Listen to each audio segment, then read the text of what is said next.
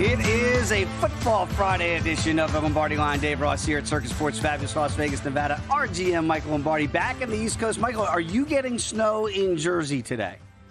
No, I don't think so. I mean, who knows? I mean, it was sunny when I came in. It was sunny yesterday. Well, it was light when I came in, but it was when I left yesterday, it was pouring rain. I don't know what's in store. I know that my wife said it's supposed to be a bad weather day today, so we'll see. I got to clean up the outside, close down the kitchen. Oh, winter's finally here, which is sad, and so no more pizza, no more steaks on the grill. So it's we're going to hibernate like bears in the winter, Dave. We are, and you called it yesterday. I don't know if you want to be a weatherman in your next career, but you called it on the lake effect snow for the Browns last night. They get the win 24-19 over the Steelers. Obviously, they cashed the tickets, getting 3.5 here for the Browns, and the over cashes closing at 36.5. And, Michael, it's one of those wild games in the snow that we saw in the second half there. And I get a text from my buddy, Scott Thompson. He's a fireman back home in Virginia Beach. I can't wait to get home next week. And he can't stay up and watch the games late. He's got a wife, kids, and a real career. And he just says, hey, happy Friday, guys. What the hell happened to my Steelers? And I wanted to go into the snow and Tomlin's decision. I thought, that's a question for Michael Lombardi this morning. Michael, what the hell happened to the Steelers? How did they lose that game in the fourth quarter? Well, I mean, they just couldn't make critical plays. I mean, the Browns were 4 for 4 on fourth down in the game. They couldn't come up with the one stop they needed. I was not sure what happened on the 3rd and 2. They stopped them, and then they called the penalty and moved it back to 3rd and 6 or 3rd and 7, and they converted that. They only converted 1 third down the entire day. They were 1 for 10. I mean, you look at the box score, and you're still asking yourself the question, A, how did the over hit, right? Mm-hmm. You're wondering that, because that hit. And you're wondering about how the Steelers lost because they just didn't really do anything. The Browns were 1 for 10 on third down, but they struggled to cover Judy on critical downs. And I thought they did a really poor job. The touchdown run by Winston really was on T.J. Watt. I mean, Herbig comes around the corner. They're going to sack him on that play. It's going to be over on the fourth down play. But if you watch the tape, I mean, T.J. Watt's 5 yards past the quarterback up the field. And then it gave him that alley to go out and let him run around. And I think he made more plays moving. They did a horrible job, the Steelers, of controlling Winston in the pocket. Not that Winston's a runner, but by getting out of the pocket, it cleared up the coverages for him, and he wasn't going to make mistakes. And then, how many 3rd and shorts or 4th and shorts could the Steelers run bad plays into? I think that's the other thing. I think, I was saying this to somebody in the league yesterday. We've entered now the time where all the 3rd and shorts matter the most, right? Playoff football is about who can convert 3rd and 2 and less.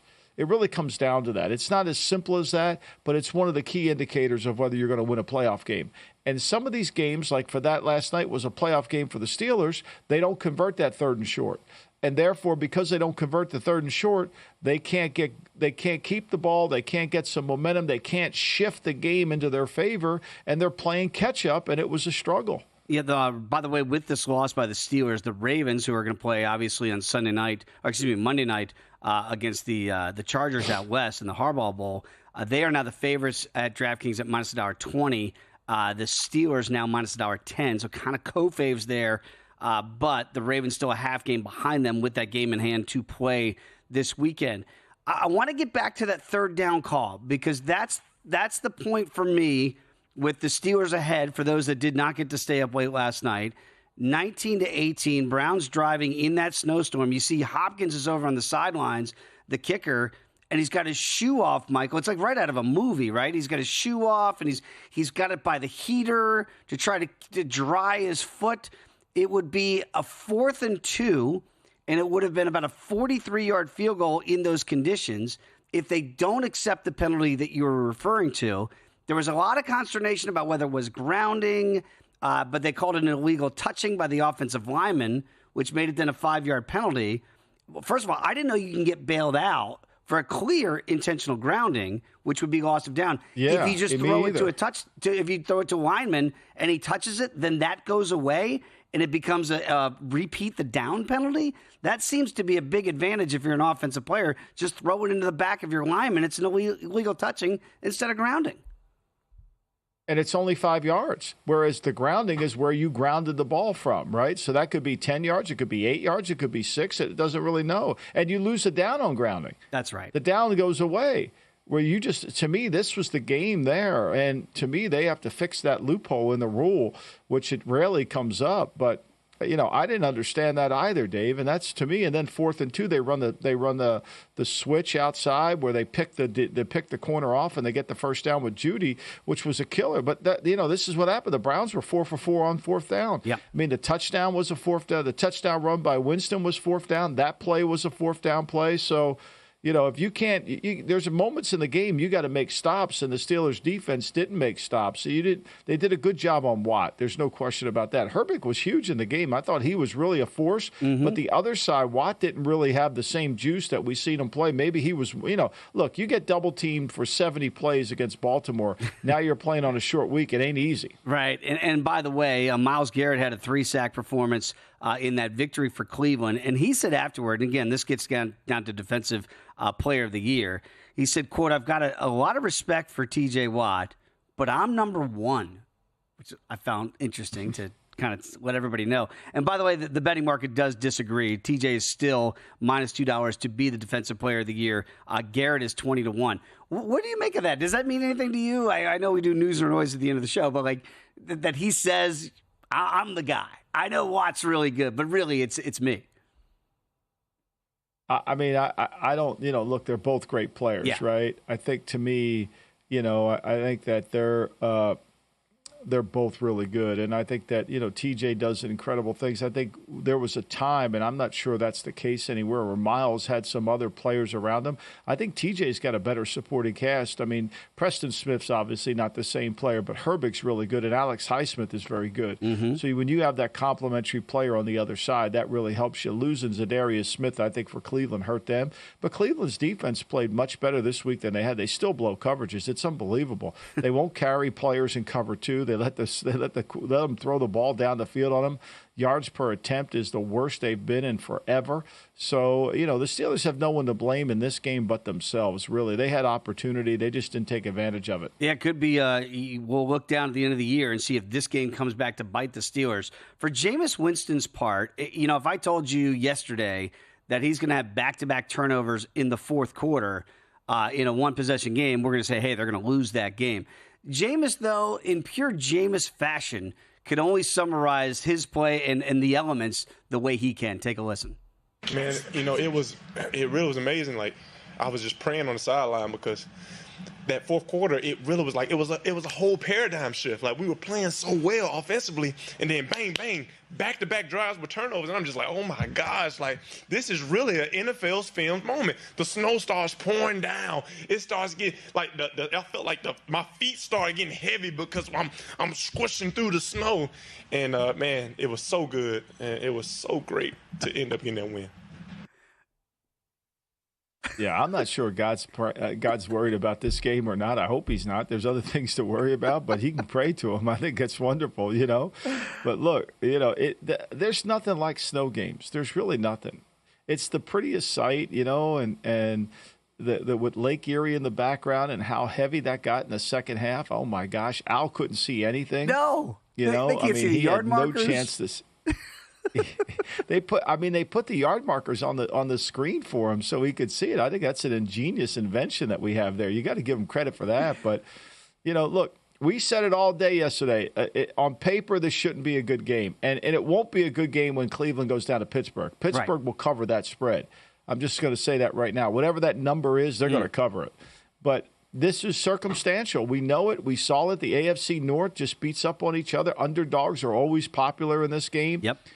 Think about it. Cleveland's got what? They have 4 wins now, or 3? They have 3 wins, right? 3 wins. They've beaten. They've beaten 8. Baltimore. They've beaten Baltimore and Pittsburgh, the 2 best teams in the AFC North, and they can't beat anybody else. They beat Jacksonville too, right? So. Correct. You mentioned only converting that 1/3 down. How about this stat? Okay, the Browns are the first team in NFL history to commit 3+ or more turnovers, have 8 or more penalties, convert no more than 1/3 down, have under 25 minutes of time of possession, blow a 12-point fourth quarter lead, and still win the game. Never been done before. We saw history last night, Michael. And that's the part that I go, boy, we talked about this is like a Tomlin game. I didn't think the Steelers were ever going to cover the number, but I did think they were going to win the game. Even when they were down 18-6, I tweeted out, this still feels like a game they're going to win. And then bam, bam, the 2 touchdowns, the turnover. When they got the second turnover outside of the 2-minute warning, when Jameis throws the pick, the Steelers have a 3rd and 4, Michael, and they have Justin Fields in to run the ball, and they kind of switched in and out with Russell and Justin Fields. And they threw a deep ball to Pickens on 3rd and 4. And I kind of thought, you've got 2 plays to get 4 yards if needed. Were you surprised they took a shot instead of running the football and try to either make them use the timeouts tried it. Yeah. Yeah, I mean, the running game just wasn't really as what they needed it to be. They were getting outmanned, and all those short yardage runs, they were disastrous, right? Yeah. So that was a big problem. I think, to me, what really hurt them more than anything when you break the game down is the fact that they just couldn't make plays when they needed to make a crunch play. And that drive, I think with 4 minutes to go in the game, as you indicated, and they still had all their timeouts, I don't think you're in 4-minute mode, but you're going to have to execute a passing game there. And I think one of the things we have to note before we go to break is the Steelers are not to the level where they can run it when we know you have to run it. And that's the mark of a great team. I'm not sure. I think they're a good team. I don't think they're a great team. Great point. If they know you're going to run it and they can't stop it, that's a great team. They're not there yet. Thomas Gable, Tim Murray, great show on it for you today on the Lombardi Line.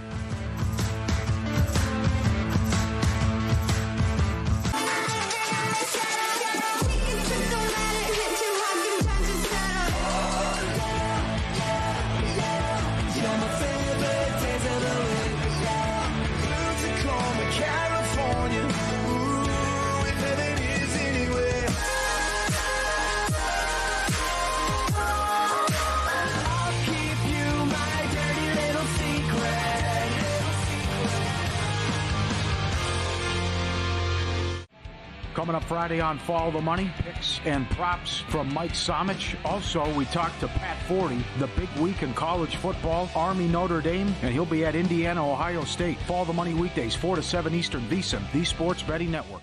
Want to see who at VSiN is on a hot streak? Go to VSiN.com/picks to see all the selections and weekly leaderboard of VSiN hosts, writers, and guests. Become a VSiN Pro subscriber and get every pick sent to your inbox daily. Just head to VSiN.com/pro. So, Paulie, have you had a chance to read the VSiN Daily yet? Yeah, came in at 3 a.m. What's Bill doing up that late? Well, rumor has it, it starts off with a 12-hour meditation session. Then he just pours himself over film and live TV, really focusing and taking it all in.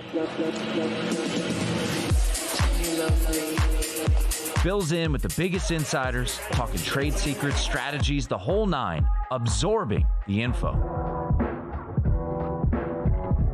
And then and only then can the writing process begin.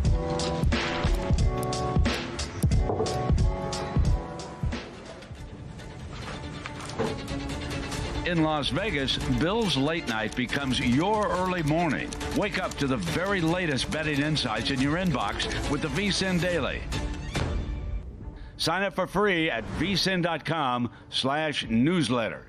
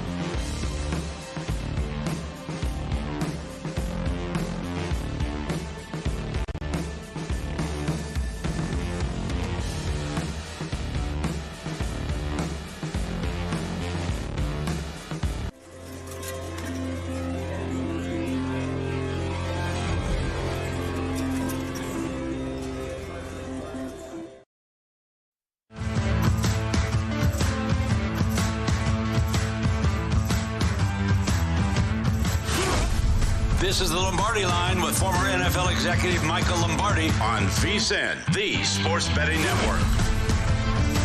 The Football Friday edition of the Lombardi Line continues. Dave Ross and Michael Lombardi. We're going to go and stay in your neck of the woods in the next segment when we catch up with Thomas Borgata, the sportsbook director at Thomas Gable, the sportsbook director at the Borgata. And then we're going to have Tim Murray joining us at the top of hour number 2 to talk all things college football. But we do have a lot of injury news and notes around the NFL. They are significant before you place those wagers this weekend. In D.C., Cowboys, I'm surprised this number is still around 10, Michael. Hit some 10.5s, back down to 10. CeeDee Lamb did not practice. Jake Ferguson, their talented tight end, did not practice. And Marshawn Lattimore, by the way, still did not he was not able to practice yet for the Commanders either. But he's not going to go. I mean, there's no way Lattimore's going. You can scratch him. I mean, now this is another game he can't play. I mean, Lattimore's he hasn't been able to stay healthy. I know, that's one of the things you got to be careful with. Past performance predicts future achievement with Lattimore. But, look, I think Devontae Smith is significant here for the Ram game with the Eagles because, it allows then the Rams to really double up on A.J. Brown and not worry about the third receiver. They're not worried about Dotson. Mm-hmm. The other one here is Brock Purdy here. I think we've got to monitor that fairly closely because he didn't practice yesterday. No one saw him throw. He went into the side. So today's Friday. It's a big day for him. If he doesn't go, that number is going to shoot up to 5, 6.5, something like that. It's going to go way up. Yeah. Because I don't think anybody's going to want to see Brandon Allen at quarterback and bet the 49ers. So it'll be interesting how that works out. And that is interesting because we saw that number shoot up yesterday from 1.5 to 3 when we got off the air. And I'm going, boy, what's going on there? And, of course, those are those practice reports that are coming out. And with that, let's get to our game of the week because it is the Niners and the Packers. This is the Lombardi Line Game of the Week, presented by Lowe's. Here's Michael Lombardi. So, Michael, you alluded to it with the news of Brock Purdy, and that would change this number even more significantly as it has reached 3. Remember, it opened up around 1.5. You called it accurately on Monday, shot up to 2.5. Now we finally have those 3s. Nick Bosa still did not practice as well for the Packers here. So now when you see that you're depleted, if you're Kyle Shanahan, what do you have to do to win this game? What's the game plan? And we don't know about Purdy, but you know that you've got injuries across the board. Trent Williams as well. Debo doesn't look like himself. How do they go into Lambeau and get what would be a key win in order to keep their wild card and or division hopes alive? I think they have to run Jordan Mason. I know Christian McCaffrey's their best player. I get that, and he's dynamic. There's no question. He's not the same Christian McCaffrey we're used to seeing from the past. But I think they have to get to Mason. Mason averaged over 5 yards a carry. This is a game where if you're going to be limited offensively, you have to control the ball for 36 minutes. You've got to be able to convert some really good third downs, but you've got to be able to run the ball against a Green Bay a defense that people have run the ball. Green Bay has 6 first-round picks on their defensive team. And yet they don't play like that all the time. They're very inconsistent. And one thing you can do with Green Bay, they don't have great linebacking play in terms of explosiveness. They got size, but their range at inside linebacker isn't tremendous. And so you can attack them, and you can make plays on them, and you can go after them. And I think that's something that you have to do. The other thing is, Dave, is Green Bay is the 31st ranked defense in the National Football League on first down passing, against first down passing. So you've got to throw the ball on first down. You got to get 7, 8 yards because they're going to give it to you. The quarterback rating, I think, is 128 on first down with the Packer defense. So you're going to have to throw the ball early in the down and then run it and get first downs running it. And I think you're going to – Kyle, that's one thing Kyle can do is run the football effectively. We've seen that total at 46.5 in this one. We're expecting some points, certainly potentially from Jordan Love in those talented wide receivers they have. They got knocked out by the Niners last year in the postseason. Let's hear from Love and see if revenge is on the brain. Yeah, no, I think just ending the season, getting to the playoffs and, being knocked out by the 49ers. I mean, whoever it would have been, that game is definitely going to sit with you. And, that's what you got to, kind of just sit with all offseason is going back, watching that game, kind of trying to see what you could have done better, what you could have done differently in that game. So it definitely sits with you through the offseason and then obviously you move on. But, just knowing that that's the team that knocked us out, we're definitely hungry for this game. This is a big week here for the Packers offensively. Jordan Love's got to be more accurate with the football. I think that's one of the areas they have not improved on, or he hasn't improved. His on-target percentage has gone up. His bad throw percentage have gone up, which is typically not the case for most quarterbacks as they play further. It tends to go down. Josh Allen's has steadily gone down over his career. And I think that's something Love, because of injuries, is going to have to improve on. And then they got to bounce back. They got the Thursday night, the turkey sandwich dinner game because, they're going to play Miami on that one. So we might see snow. We might see all the things that happen. It's a big game for the Packers. It's funny, if you listening to that soundbite from Jordan Love, if you kind of read between the lines a little bit, Michael, he says in one breath, you got to sit with it all off season, then you have to move on. But I haven't really stopped thinking about it all off season and things I could have done better. It says to me that it does stick in your craw a little bit, right? They do remember that Niner game as the one that got away, and now they get their opportunity, right? Because they were the better team, I think, you and I looking back on that game.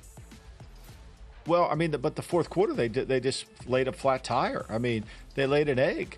They had 3 first downs in the fourth quarter. They had a punt, they had a turnover, and they missed a field goal. And he was horrible in the fourth quarter. There's no denying it. They converted 1 third down. They got 3 first downs in the quarter. And even though they controlled the clock, they only had 13 plays in the quarter. So, when you're playing in championship games like this, playoff games, you've got to win the fourth quarter. We saw it last night, right? Yeah. The fourth quarter is always where these games come down to. And if you can't win the fourth, it's rare that you're going to not be able to win the fourth and win the game. Like you said earlier in this show, the Browns gave the Steelers every opportunity to win that game. They just couldn't take advantage of it. Well, they had every opportunity to beat the Niners last year in Santa Clara. Didn't get that done. As we kind of start to wrap up, and I guess the handicap could change as the weekend comes here too, Michael. But now that it's reached 3, we know that Purdy's clearly something is going on there. Limited, we'll figure it out. Bosa, maybe his game time decision, and you just say, hey, can you play? If you can play, we'll get you out there. You mentioned CMC not being the same. Debo doesn't look like he's the same. Brandon Ayuk's not walking through that door. Trent Williams is banged up. Is there any case to be made for taking the 3 with the Niners? Because I understand why this line has moved up to 3. I think you have to take the Packers right now. Because if Purdy doesn't play, or even if Purdy plays, there could be he lands on it and he's going to get hurt. I think you have to take the 3. I think this is going to close at 4.5 or 5. Wow! And by the end of the day, today or tomorrow, I think you're going to see it because I think there's going to be some doubt whether he plays. Even if he plays, Dave, I think you're going to start to see some money come in. And if we see this tick up in the next hour or two, that's going to tell us that the books know that Purdy may not play or he's very going to be questionable. Look, a throwing shoulder isn't something you can overcome, especially when you're playing in Green Bay. There's probably going to be some kind of wind. It's a hard thing. It's a hard game to come back from. And then that limits your ability to run. It's hard to come over. A shoulder injury for a quarterback, to me, is a bet against. Yeah, you notice that total has come down a full point here, down to 46.5, maybe with that injury concern here for Brock Purdy. And again, you got to go to Brandon Allen. He would be next on the depth chart if he is unable to go. So that is officially our Lowe's game of the week. Michael, some other injury notes around the league. We talked about Sam Darnold earlier in the week. Looks like he is a full participant back at practice for the Vikings. So I don't think there's any real concerns there. But when it is a foot injury, is that a little bit of cause for concern? Because, Sam can be mobile, not really to run, but to be shifty in the pocket, keep the eyes downfield, and make a bigger play. It all depends on what it is. If it's a plantar fasciitis, you worry about that. It all depends on what is bothering them down there. Because remember, the lower body is where the quarterback gets all his power from. That's where they throw the ball. That's why getting in the paint, being in front of the quarterback where he can't step into the throw, it's the same thing. A baseball pitcher has to drive the ball with his lower body off the mound. It's the same thing at quarterback. So I think that is significant, so you got to see it. I think part of that will be pregame, what it looks like in the pregame. You see these injuries for the Texans with Anderson and Stingley. They are 8-point favorites this week against the Titans.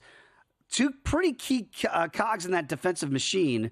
How do they overcome that if those guys are in fact limited? Will Levis. Yeah, that's how how you Will do it. Levis. I mean, that's how you overcome him. He's liable to. He hasn't thrown an interception, I don't think, in the last few weeks, so he's due.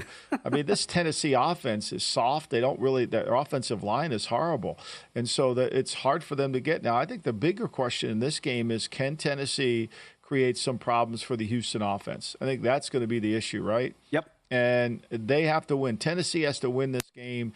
Low scoring. They were trying to do this with Minnesota. Minnesota just made a couple explosive plays on them, got a couple breaks on penalty calls, too, in the game.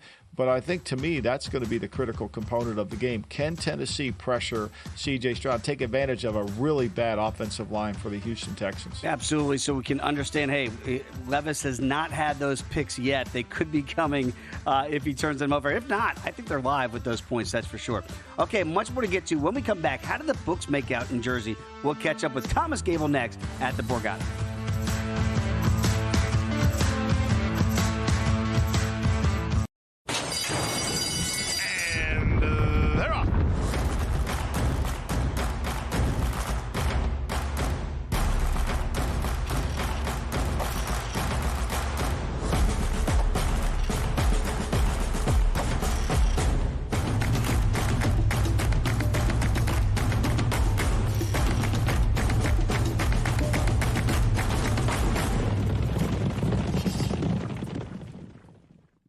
You spoke, we listened. Introducing the all-new VSiN Watch app. Now, you can watch and listen to VSiN expert analysis live wherever you are. Missed a show? No problem. Catch replays of VSiN's full lineup at any time. View highlights sorted by sport. Or use the search feature to find specific teams and topics you're looking for. And the best part? It's free for a limited time. Download the VSiN Watch app today. Available now on the App Store and Google Play. And join us on the Sports Betting Network.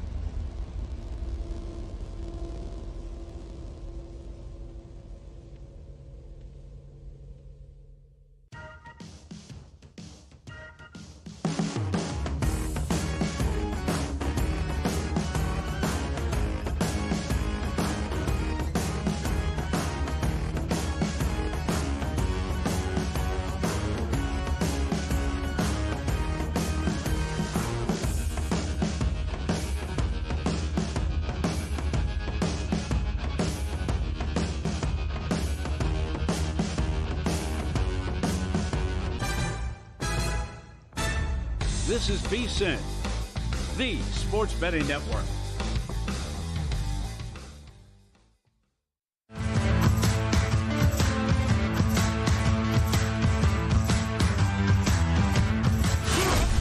This is the Lombardi Line with former NFL executive Michael Lombardi on VSiN, the sports betting network. We continue the Friday football edition of the Lombardi Line. Dave Ross and Michael Lombardi here with you. And in your neck of the woods, I know you and Thomas Gable and Mike Palm got together this week and had a very nice dinner. So let's bring in the man from the Borgata. Does a great job there as the sports director, sports book director. You can follow him on X as I do at T Gable Sports. Joins us on the Progressive Guest Line. Thomas, how fun was that dinner that the three of you had? Was that like the meeting of the minds? Everybody going to Jersey and getting together for a nice meal? Well, it was nice to have Mike Palm in Atlantic City for a night. He stayed with us at Borgata, and then him and I drove over to 2825 to meet Michael there for dinner, which is a outstanding restaurant. And, you know, it was packed to the gills on a Tuesday night, but it was good. Our man Zach took care of us there, Michael, and hooked us up with the table for the night. So it was a fun dinner, and it was a lot of football talk, and Mike had a lot of questions for Michael off air. So that was always entertaining as well. TG, I want to start off today a little bit about, you know, we saw yesterday where a player was convicted of point shaving, a former Temple player.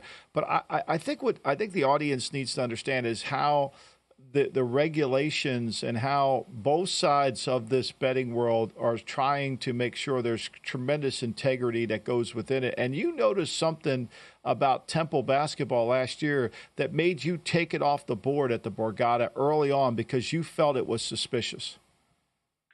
Yeah, so actually, I don't think there was any conviction yet, Michael. I guess the news broke yesterday that there was a player named who was on Temple last year, transferred to Virginia Tech for this season, has not played, obviously, and was dismissed because of this investigation. But the federal authorities are investigating that program, and I guess specifically the game that Michael's referencing there was the UAB game against Temple, which was at the end of the regular season. I think it was actually the week before the conference tournament started. And you saw in that game the point spread. UAB opened either 2 or 2.5 point favorites in that game, depending on the book you were using. And that was the overnight line, and stayed at that number and into the next morning. And then you saw that number basically steam 6 points till a lot of shops took it off the board. We took it off the board. We did take some suspicious. I shouldn't say suspicious bets. We took some limit bets that ended up being deemed somewhat suspicious, especially where we were at in the market in terms of the number at the time that those came in at. And I did a pretty extensive recap with Patrick Maher probably the day after this happened on VSiN. It might still be out there. You can check it out. But yeah, I mean, it's important to Michael's point, because this is the kind of thing where when regulated books see something like this, that they can report on it, and we have an agency that we can report to, and then this gets funneled to the proper people, whether that's the NCAA or, you know, whatever league that you see something like this in, and authorities then can take a look. And that's the importance of the regulated market, where this in an unregulated market, you know, may have just kind of been swept under the rug. You know, bookmakers don't necessarily have to pay. If you're not being regulated, you may not have to pay if you feel something is not right. So in the regulated market, it's a little bit different. And that's one of the things that I think is important about having a regulated sports betting market in this country, where if something does happen, and believe me, nobody has been convicted here. Nobody's saying that something has absolutely happened, bar none. This obviously there were some irregularities with what happened in this game and the point spread movement, and people are investigating. And that's really what is important here, that these types of things get investigated. Yeah, absolutely. You want the transparency. The player is Heisier Miller. He is now at Virginia Tech, as Thomas alluded to. He is being investigated by a federal point-shaving inquiry. But I love the fact that you're looking for those transparencies and looking for those flags to make sure that everything, as much as you can, is on the up and up. Let's get back to what we saw last night and what you saw at the Borgata, Thomas, because I was tempted, and I tweeted it out in real time when it was 18-6 in the fourth quarter. Man, the Steelers are going to figure out a way to win this game. Even though they were down 12, I felt like this game was never over in the snow. How did you guys fare with Cleveland obviously winning outright and the over, which felt like a dead under, Thomas, 10-6 fourth quarter, flies over the total? Yeah, I mean, all the bets made pre-game were pretty much sunk because, I mean, you saw the total. Obviously, when the weather reports came out, the total dropped. 40.5 was where we opened it. And as soon as the weather reports came out, you started to see that total sink. So closed 36.5. And really the only Browns bets we took pre-game were at, 4.5 and taking 4. And that was very early on at the opening numbers. So everybody was on the Steelers last night, laying the 3.5.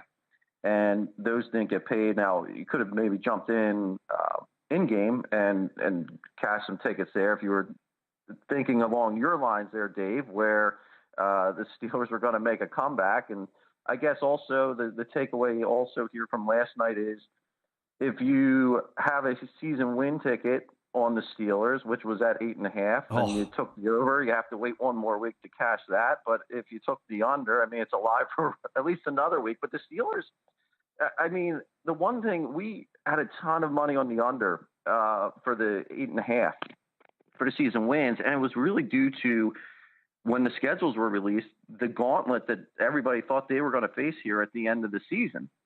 And when you look at it now, it doesn't look quite as daunting as when the schedule was first released because, they have 2 left here against the Bengals, including next week. You have another game against the Browns, which will be played in Pittsburgh, but you do have 3 tough ones there then in the middle there between the Eagles, the Ravens, and the Steelers. But certainly you think that they should be able to get to their over total with 2 games against the Bengals and 1 against the Browns remaining. TG, let's shift it to Los Angeles, where we have an Eagle game going out there, and obviously it's going to be a huge Sunday night game. We've got great Sunday night, Monday night games this weekend. So Eagles taking on. The Eagles are favored by 3. Devontae Smith may not play. He's in the Joel Embiid category. He could be a DNP. But I think, what's your line on this, and how much action are you getting? So Eagles still currently laying 3 here. We haven't moved off that number from when we opened it. Total has gone up. We opened at 47.5. We did take some respected money to the over. That's currently sitting at 49 as we sit here this morning. But the Eagles, I mean, no Devontae Smith. We know how good this offense has been when they've had Brown and Smith on the field at the same time. They essentially haven't lost the game with everybody on the field. So we'll see how that kind of shakes out with Smith. But the other key for Philadelphia has really been, and it showed up last Thursday night against Washington, has been the complete turnaround of this Eagles secondary. This was a secondary that was just completely in turmoil last year in that nosedive that the team took towards the end of the year. But, Mitchell, who has been just a revelation as a rookie, completely shut down McLaurin. I think McLaurin only had 2 targets, 1 catch last Thursday. He's just been outstanding. DeGene has been tremendous. So this secondary has really, really enabled the Eagles defense, especially the pass rush, to get there. If a quarterback has to take a little bit more time, well, that's enabling the pass rush then to put more pressure then on the quarterback and maybe get home there on the quarterback. So now, again, they'll have the work cut out for them with 2 good receivers there in L.A. in Puka Nacua and Cooper Kupp. But so far, this secondary for the Eagles, I think, has been just tremendous this year. Yeah, they've it's certainly Vic Fangio has cleaned that up. Very quickly, the Harbaugh battle on Monday night, we're seeing 2.5s here. Taking some Chargers money this week? Here, not yet. We're still sitting 3. So we'll see if the Chargers money comes in. Right now, it's been mostly Ravens money here at Borgata. So we're still sitting 3 though, Dave. All right, still 3 there on the East Coast. Thomas, really appreciate the time as always. Thanks for hopping on the Progressive Guest Line. We'll catch up again next week. All right, thanks, TG. Great stuff as always from TG, and I love the transparency, Michael, and the Temple story, and now at Virginia Tech, because it's people like Thomas that are looking for those things to make sure everything is on the up and up. We got if you're a horse racer and you want to bet the ponies, got you covered at First Bet. So First Bet is a U.S.-based company offering wagers on hundreds of races every day from across the country and around the world. So sign up at firstbet.com. That's the number 1, stbet.com. Use the promo code VSiN200. You're going to claim 20% rebate for your first 60 days up to $200. So head over to firstbet.com and sign up today. When we come back, different game or more of the same? That's next here on the Lombardi Line.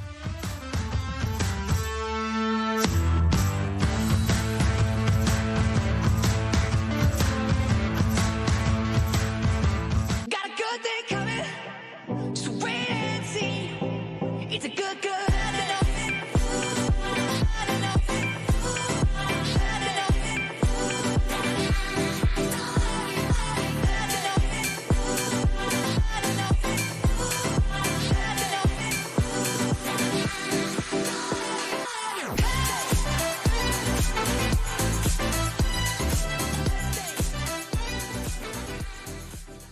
Join us on a numbers game where Gil Alexander takes you on an informative and entertaining ride, focusing on the numbers that fuel today's bettors. The Pittsburgh defense is amazing. I'm not doubting that.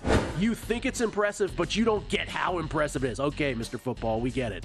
Why do we bet baseball and tennis and other things? Because this league is mashugana. He sets the table as the money comes in each day, helping you become a sharper bettor. Catch a numbers game weekdays at 10 a.m. Eastern, only on VSiN, the sports betting network.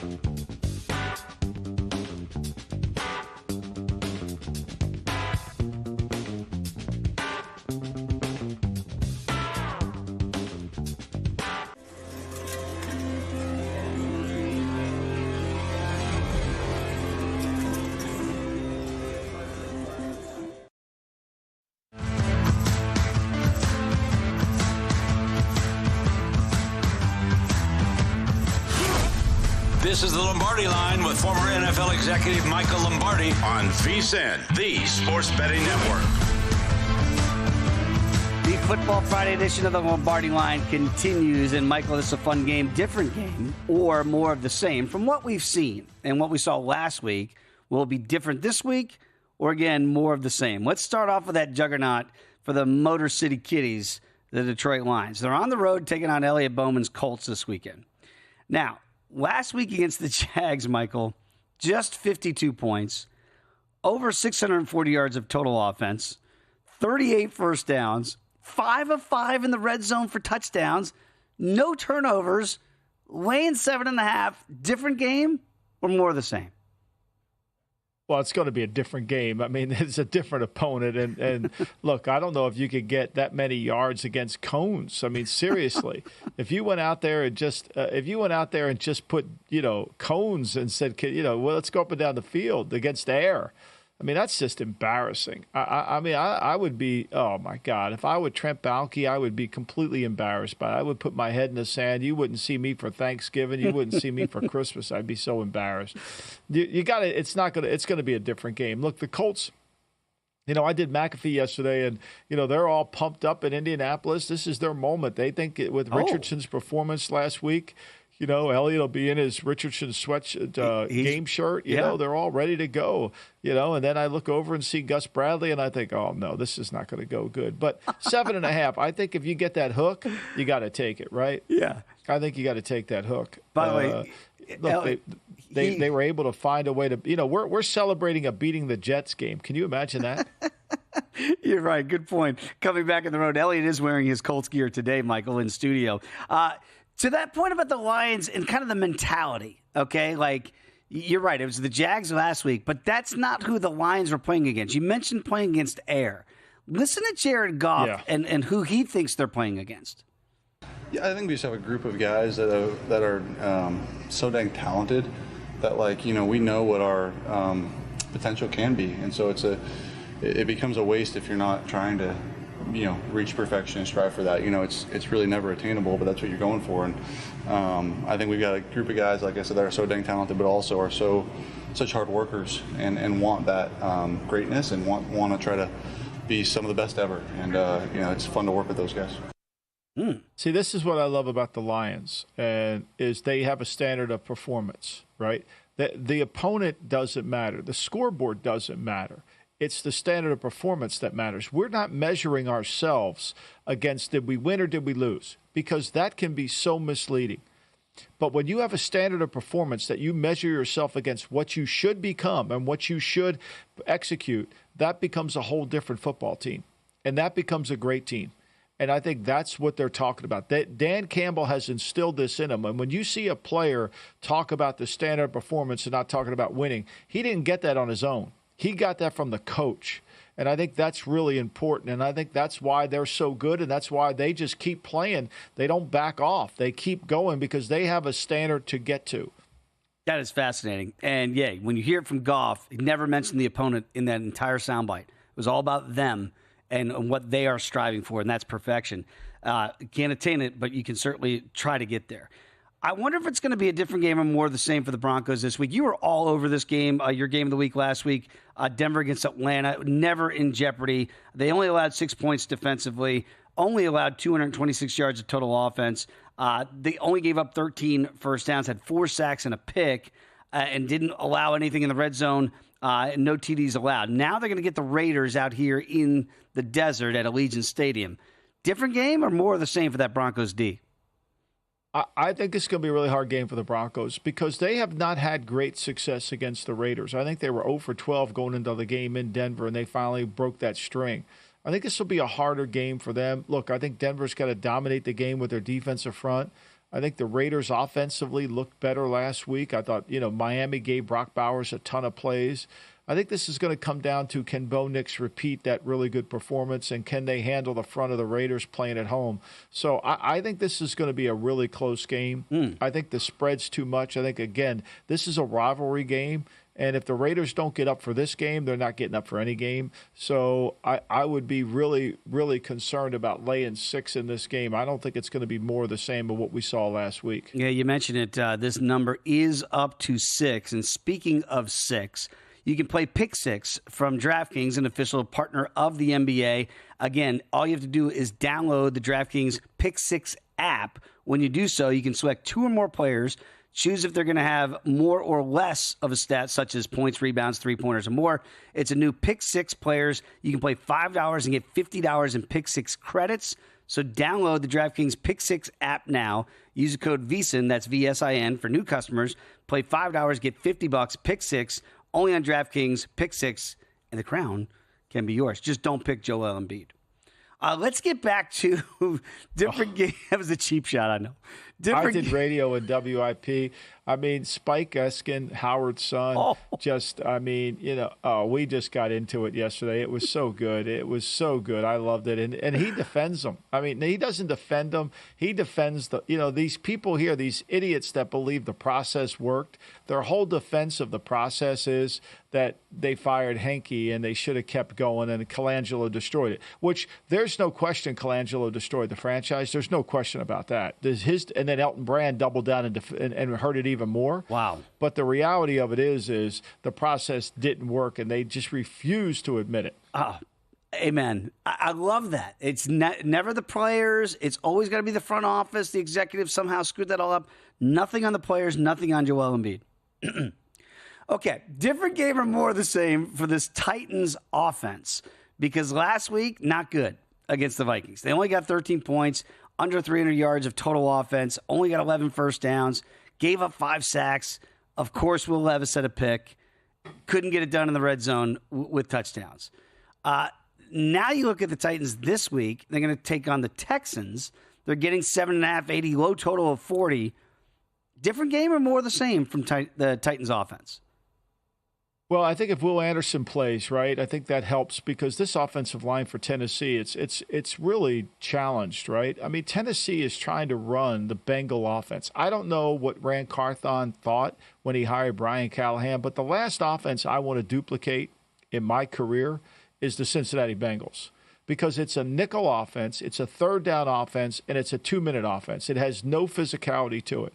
And you double down on it and sign. You have nothing but nickelbacks on your team. You got Pollard and Spears. So you have no power on the team at all. I know they have Chestnut, but they don't ever run him enough. And it doesn't help the offensive line. So now you go on the road. And it's always challenging when a bad line has to play on the road because with this front of the Houston Texans, they're pretty good. Right. I mean, they can get up the field. They're going to charge. They're going to create Will Levis to have to think quickly and make good decisions. Now, to me, I worry about the matchup on the other side, the Tennessee Titans defensive front against the Texans offensive line. But in this game, I think we're going to get the Titans are going to have more of the same because that's their offense. One thing is when you have Joe Burrow, you can put the game in his hands. He's smart. He knows what to do with the ball. When you have Will Levis, you can't put the game in his hands. You have to take the game out of his hands. So you can't run this offense. It's completely design related poorly. And I know the number went up to 8. It ticked back down to 7.5. But for me, I think the only way you're playing Tennessee here is you're saying Tennessee's defense will keep you in the game. I look at the Cowboys and the Commanders this week, and I'm trying to find some glimmers of hope for this Cowboy defense. But I wonder if it's going to be a different game or more of the same. Because last week, it didn't look good Monday night. They gave up 34 points, obviously, to the Texans. One of those was a defensive score. But almost 400 yards of offense, 6.5 yards per play, 21 first downs, Michael. That's the telling one to me that couldn't get Houston off the field. Is it going to be a different game in D.C. or more of the same? I think it's going to be more of the same. I think the Cowboys don't have any answers. They just don't have any answers. They can't. It isn't like they're not playing good. They're trying. Yeah. They're just not good enough. And so when you're not good enough against a team that can throw the football, look, they can throw the ball. And I think that the Cowboys are going to have a hard time defending the vertical passing game. Plus, I think it's really important that Washington get their game back, right?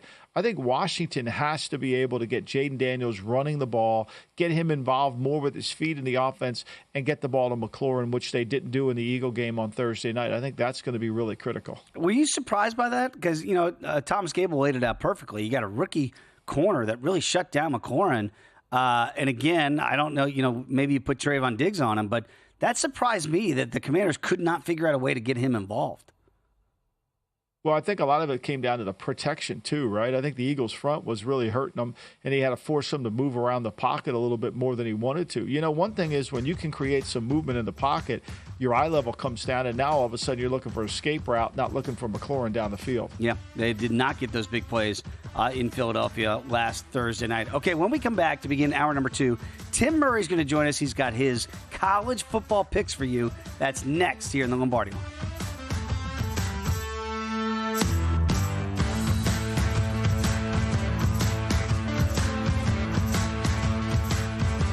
This Black Friday, get a VSiN Pro subscription for just $60 through May 1st. Our best deal